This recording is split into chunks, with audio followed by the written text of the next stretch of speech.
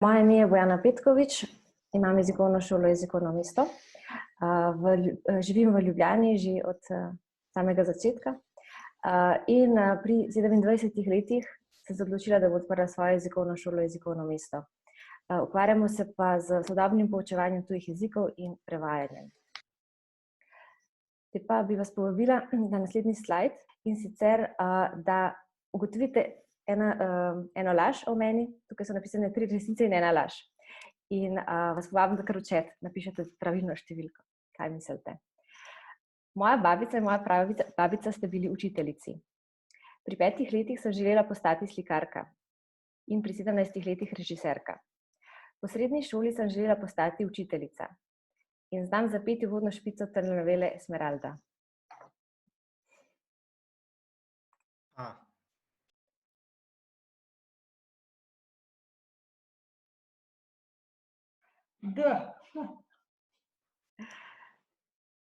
Okej. Na naslednjem slajdu se skriva rešitev. In sicer, Žika, po srednji šoli nisem želela postati učiteljica, ker sem rekla, zakaj bi šla pa jaz nazaj učiti v šolo, ker itak po srednji šoli v tisti velik razred, 30 učencev v enem razredu, da bom jaz to obvladovala s svojim milim glaskom, to ne bo šlo in 30 nemotiviranih učencev, kako bo to šlo. In potem sta me v bistvu starša prepričala, da sem se prepisala na pedagoški program, in kar mi pravzaprav potem se je izkazalo, da je v bistvu bila zelo modra odločitev. Od 19. leta naprej sem poučevala na individualnih tečajih in ko sem bila absolventka, sem pisala 12 jezikovnim šolam, če me lahko pač sprejmejo kot učiteljico tujega jezika, španščine ali pa češčine. In nisem dobila 1 leto nobenega odgovora. Pa sem si pa rekla, bom pa svojo šolo ustanovila. Po 1 letu sem sicer dobila veliko priložnosti za poučevanje, tako da sem poučevala hkrati v 5 jezikovnih šolah. Imela sem priložnost tudi učiti v 3 osnovnih šolah pa 2 srednjih šolah in vse te izkušnje so mi nekako pomagale, da sem odkrila, na kakšen način se najlažje učimo tuj jezik in predvsem kako poučevati tudi večje število učencev, bolj motiviranih ali pa manj motiviranih v velikih razredih. Tako da nekaj izmed teh stvari vam bom tudi danes predstavila. Če gremo kar naprej. Pripravila sem najprej za uvod 7 najpogostejših ovir pri učenju tujih jezikov. Prva ovira je v bistvu pravzaprav vprašanje, zakaj bi se sploh učil tuj jezik in kakšen je vaš razlog. Ker če veste, kakšen je razlog in je ta vaš razlog res pomemben za vas, potem boste tudi vse ovire ostale lažje premagali. Druga ovira je, recimo, da smo imeli kdaj slabo izkušnjo in potem si veliko ljudi reče, jaz pa nisem za jezike. Recimo slaba izkušnja ponavadi z kakšne osnovne šole, s slabimi, ne vem, z učitelji ali pa, ne vem, da smo dobili veliko kritik pri izgovorjavi v tujem jeziku. Ampak jaz vsakemu pravim, da če znaš vsaj slovenščino, potem si sigurno za jezike. In kot si se naučil slovenščino, se boš pač tudi naučil lahko druge jezike. Potem tretja ovira je strah pred napakami. Napake moramo delati, zato da se iz njih kaj naučimo. In veliko bolj pomembno je, da lahko skomuniciramo naše sporočilo, kakor pa da vse pravilno povemo. In to tudi nekako v naši jezikovni šoli spodbujamo, da če več govorimo in potem se v bistvu tudi iz napak naučimo. Potem smok v grlu, ko želimo govoriti v tujem jeziku, mogoče ne najdemo besed, mogoče nas je strah, kako bomo sprejeti. Tako da tudi to je ena izmed ovir. Potem pa recimo, ko se že začnemo učiti, recimo, če si predstavljate, da ste na enem tečaju ali pa v šoli in učitelj je središče. To pomeni, da on skozi razlaga, on govori, mi ga poslušamo oziroma nekako izgubljamo lahko morda celo pozornost. In potem bom v nadaljevanju povedala, kako mi to počnemo. Ena izmed ovir je tudi, če imamo neuporabno gradivo, se pravi neko nerelevantno gradivo, neke teme, ki nas pravzaprav ne zanimajo in niso povezane s tem, kar bomo mi dejansko potem, za kar bomo mi ta jezik uporabljali. Mogoče nas pa celo samo format odbija ali pa grafika. In pa 7. točka, da je prevelika ali pa neprimerna skupina, se pravi, da je skupaj skupina, ki nima enako predznanje. ali pa je prevelika in se praktično ne moremo izraziti oziroma se na ta način še težje učimo. Ok, gremo naprej. Kaj pa zdaj pomaga?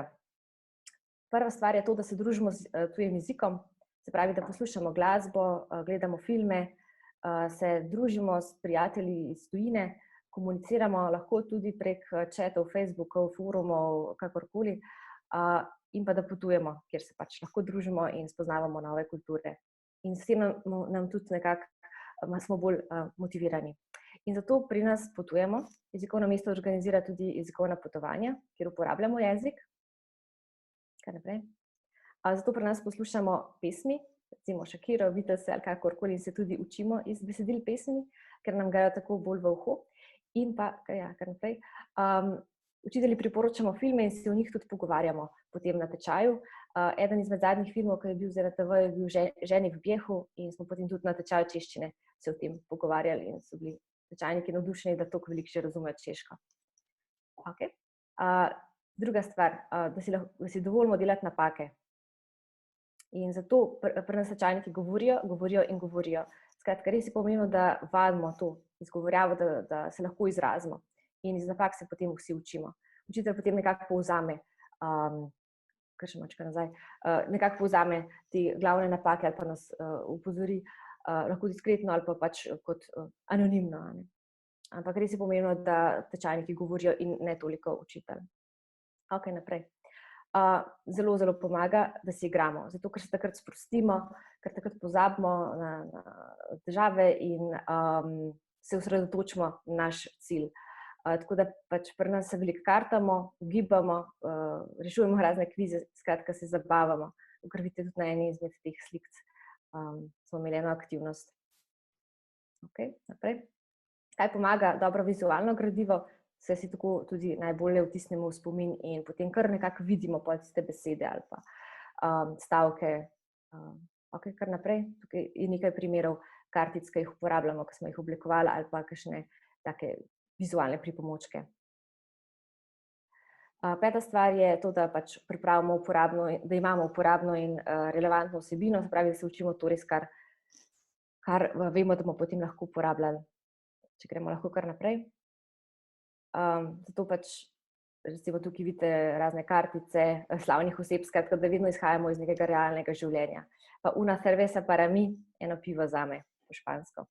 To je ena prvih besed, ki jih znajo tečajniki na tečaju španščine. Ok, gremo kar naprej. Kaj pomaga? Seveda učitelj, kot je pri nas vodnik, pa organizator, manj kot predavatelj. Se pravi, tečajnike nekako usmerja skozi ta proces učenja in tečajniki se na tečaju sami učijo s pomočjo gradiv, ki jih pripravi, s pomočjo aktivnosti, ki jih pripravi. Veliko delamo po skupinah, po parih in tudi nekako sami odkrivajo jezik. In pa pač organizator, ki organizira aktivnosti. Seveda tudi na koncu povzame, ampak načeloma ni on v središču, ampak ste vi tečajniki v središču tečaja. Ok, skratka, to je to, kar sem rekla. Učitelj ne razlaga, ampak predvsem organizira. In kako mi lahko pomagate, koga želimo spoznati v jezikovnem mestu? Kaj naprej? Poznate koga, ki se želi naučiti kakšnega izmed teh jezikov? Če mogoče samo par sekund. Pa če lahko vsak v chat napiše en jezik, ki mu je prvi padel v oči. A poznate kakšne popotnike? Ker mi organiziramo tudi jezikovne tečaje za popotnike, preden grejo na potovanje. So taki krajši ali pa so tudi, pač se lahko udeležijo tudi naslednjih potem modulov. Eni grejo tik pred potovanjem, pridejo k nam na tečaj in potem grejo na potovanje, reče, to je bilo pa res ful uporabno, res si želim še nadgraditi in potem pridejo nazaj in nadaljujejo recimo z nekim tujim jezikom. Pa organiziramo jezikovna potovanja po Evropi, tako da se res uporablja jezik. Ok? A poznate kakšne tujce, ki živijo tukaj? Ne vem, so se zaljubili v kakšno tujko ali kakšen Slovenc, kakšne mednarodne zveze. No, poučujemo tudi slovenščino za tujce in pa pač Slovence lahko učimo njihov jezik, tako da se bosta partnerja še bolj razumela. A poznate otroke? Organiziramo namreč angleške poletne tabore v Bohinju. Letos načrtujemo pač 1. oziroma 2.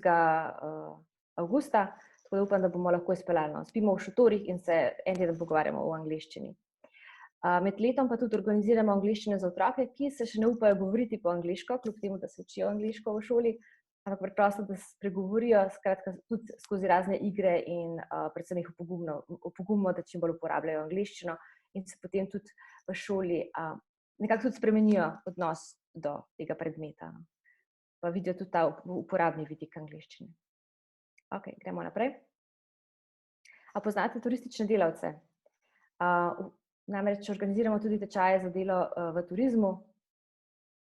In če sam povzamem, zakaj je ravno jezikovno mesto, ker učimo skozi igro in z vizualnimi pripomočki, ker imamo prijazne in dobro usposobljene učitelje in ker pripravimo uporabne vsebine.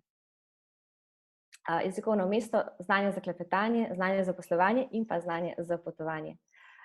Vesela bom, če se bomo še družili tudi na kakšnih jezikovnih tečajih in srečanjih.